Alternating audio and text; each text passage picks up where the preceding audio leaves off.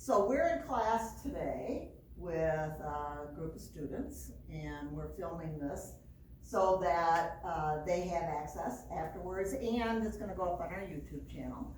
The focus of the class is what are the differences and similarities between a connective tissue, myofascial type approach, and a fluid movement, lymphatic type approach. And then how are these two focuses related to various branding that's out there or other areas and levels of specialization? And where are the similarities and where are the differences? We're also gonna take a look at this, these two things, because if you blend, very interesting, if you blend a connective tissue style in with a generalized fluid movement style, and you don't say much, it looks a lot like craniosacral therapy, which is a separated, branded out type of a process that's a standalone.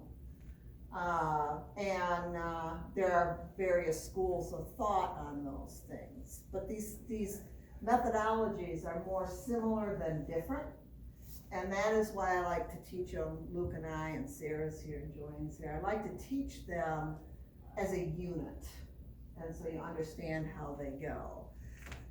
Everything we're going to talk about in these 2 days are interventions. I mentioned that earlier before we got the camera on. So what is an intervention? Anybody want to pipe up with what you think an intervention is?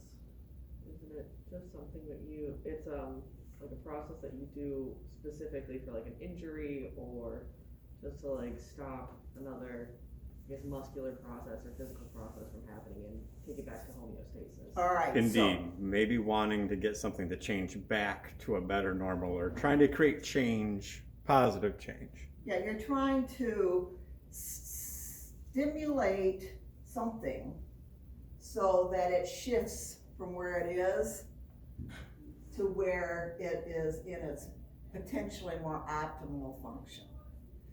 So you never do an intervention without an assessment. So during the general massage, you're going to be assessing for things like connective tissue bind, or fluid retention, or disruption in body rhythms, like with a breathing disruption, body rhythms within the craniosacral idea, and understanding that research is starting to clarify, especially in the fluid movement arena, that there are fluid rhythms in the body, and this is beginning to challenge some of the explanations of why methods work. Not the applications. No, it doesn't change what is done. It's challenging how we understand what happens and what we're trying to target. It's the same with the connective tissue. There's a tremendous amount of study in understanding fascia and what its role is and how it's innervated. And it's moved from back in the 60s as seen as a packing material to now being a very important part of how our body communicates, how it holds form, determines function, is innervated. They used to think it wasn't even innervated, and now we know better.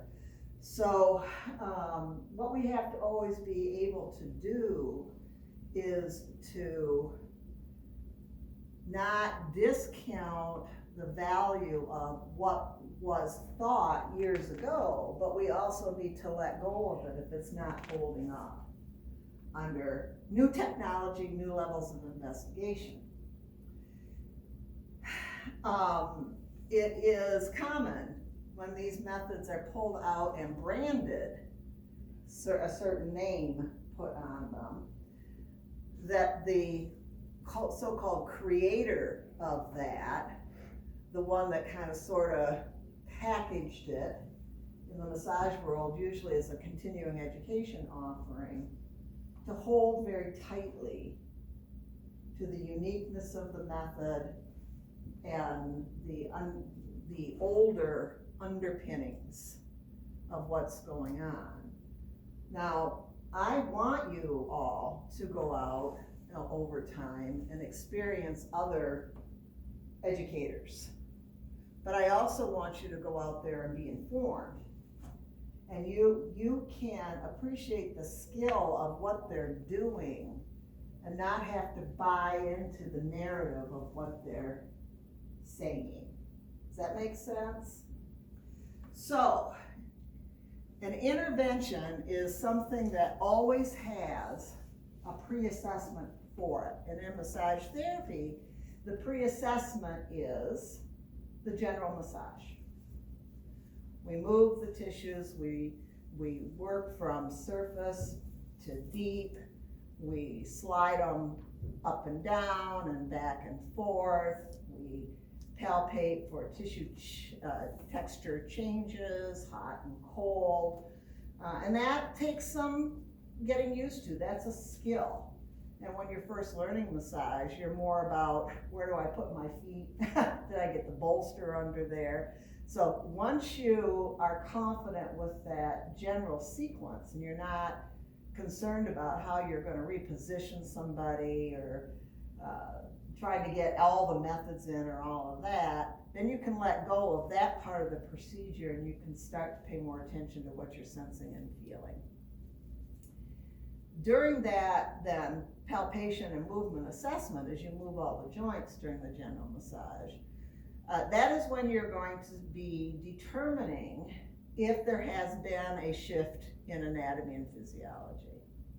And as you look at that, then you ask the next question, is this resourceful compensation? So I have a little personal story to tell on that. I was increasing some of my stretching movement kind of stuff. And you know that I had had open heart surgery and that changed the structure of my thorax when I did that. So I was gaining a little bit more flexibility because I was feeling a little stiff. And then all of a sudden I woke up with this terrible little kink thing in my back, and it wouldn't go away and it wouldn't go away, and I did all the self-help things I know and all of that, and then I thought, I wonder if I've loosened something up too much. And so I stopped doing some of those things and let my body refine its balance point with the resourceful compensation, came to appreciate some of the stiffness that was there, and this is now resolving. So before we do an intervention, we need to stop and go, is this serving a good purpose? So sometimes when we learn these methods, then you learn how to do a trigger point, then everything is a trigger point. Or you learn connective tissue something or others, then everything is a connective tissue bind. And that is really not how you want to practice this. So an intervention is first determined with a pre-assessment, and then a determination on whether this is resourceful or not. And you may not know. So when you start to do an intervention, what you might want to do is just mess with it a little. See if there is some improvement that relates to what the client's goal is. If they see improvement and no adverse effects, then maybe you can focus a little bit more and a little bit more and a little bit more. one of the big mistakes with massage is too much too soon. Now, what do clients want when they come in? They want it gone today. And so there's an education process that goes along with that. If we choose to do an intervention, then we have to think about what would this be like if it was normal.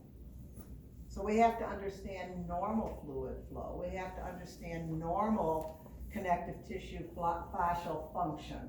We have to understand normal breathing before we can appreciate what happens with compensation or a shift in that. So a lot of people wanna, when they study their anatomy and physiology, they get a little impatient with normal. But you can't understand abnormal if you don't understand normal first.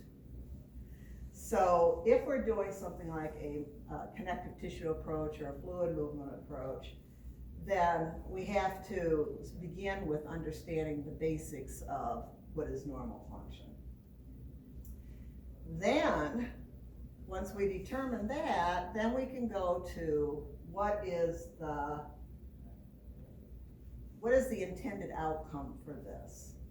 And then we can apply our method, and then we do a post-assessment. Not necessarily with how that person feels that day, but 2 or 3 days later. So when you ask somebody, when they get up off of the massage table, how you feeling, are you better? That's really not very accurate in a post-assessment. It's what is it the next day, and where are we gonna go with that? So, any questions on this little bit of overview? I just want to say for resourceful information, consider your client, their age, what is their normal? Yes. Versus a person that you expect to be normal, or somebody who has a bit of a birth defect. What is their normal? Look at that and aim to satisfy their need, or their age, or if they're like 80 to 90 years old, they may not be as flexible. Or if they're 50 to 60 years old and still doing marathons. Look at what their condition is before you treat them, and what you don't want to do harm, but to treat them in respect to what their normal is for them. That's where you have to take a good intake. And Joanne brings an important point about not textbook normal, which is where you start, but what is their normal? You know, and how does that affect with what's going on? All right. Sarah, you want to go get Luke real quick so that he can block this segment? And then we'll take a little break and go outside, and we'll come back and we'll start doing more demo.